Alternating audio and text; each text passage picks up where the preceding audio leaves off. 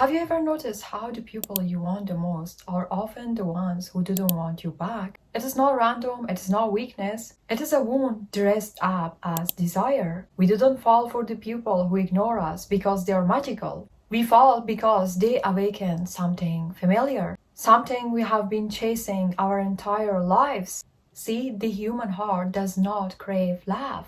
It craves what it feels like home, even if that home is chaos, even if it is neglect, even if it is silence. When you grow up having to earn attention, your nervous system learned that love is something you chase, not something you rest in. Checking your phone 200 times a day, hoping for a message you already know won't come, it is not even attraction. It is an obsession with being chosen. You are not actually craving them, you are craving proof. Proof that you are lovable. Proof that you are enough. Proof that maybe finally someone won't leave you. Because somewhere deep down, there's a part of you that believes that love has to be earned. That if someone doesn't want you, you just need to try harder. Be more, do more, say more, repeat. And maybe then they will see your worth. But that's not love.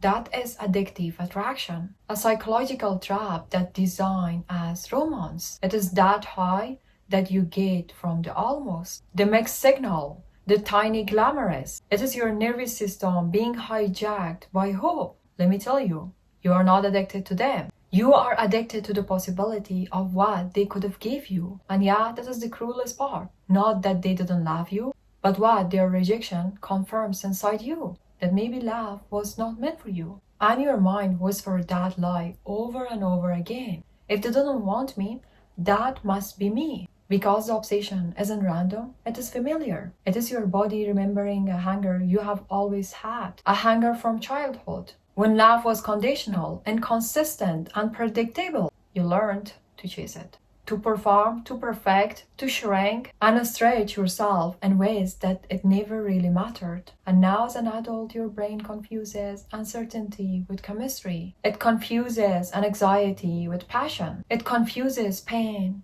with love. When someone gives you mixed signals, pulls you close one day and disappear the next, your body does not read that as danger. It reads it as familiar. It says, this feels like home. And that is where the obsession begins. Obsession is not love. It is trauma response wearing perfume. It is your body saying, this is the chance to finally win the love I never got. You think you're chasing a person, but you're chasing a redemption. You're trying to rewrite an old story, the one that told you you're too much, too needy, too unlovable. That is why when they ignore you, it feels like hell. But it also hooks you deeper because the pain feels meaningless. It feels like the moment before the breakthrough. Like maybe if you just hold on a little longer, they will finally see your worth. But here's the truth, no one tells you. They don't. Not because you're unworthy, but because you are never the mirror you are meant to find yourself in. You keep looking for closure in people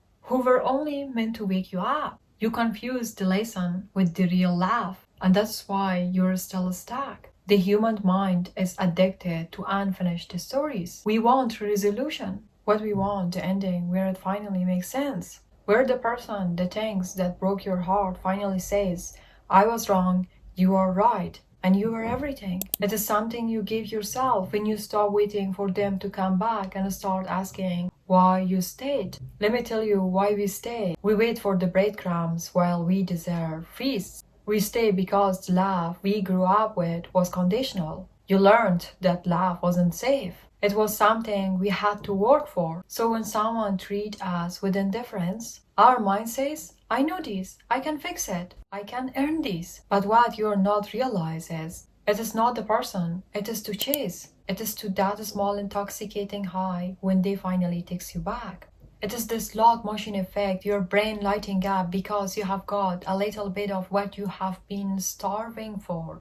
But just like any addiction, it does not satisfy you. It keeps you craving more. You teach yourself that this is what love feels like, waiting, proving, until one day you look at yourself and realize you have built your identity around almost being chosen. An identity that all the time waits for other people to save it, to fix it, to say that it matters. But that is not love, that is survival. That is not real you, that is a fake identity of you. Real love isn't a fight that you have to win. It is not earned through suffering or silence. It is mutual, it is safe, it is consistent. And the fact that you think that is boring tells you everything about what you have been through. Because peace feels boring when you have only known chaos. Consistency feels foreign when inconsistency raised you. Love feels suspicious when you all ever known is abandonment. Retraining your body to feel safe and stability, to understand that attention without an anxiety is not dull, that someone choosing you easily isn't proof you're unworthy. It is proof you have finally broken the pattern.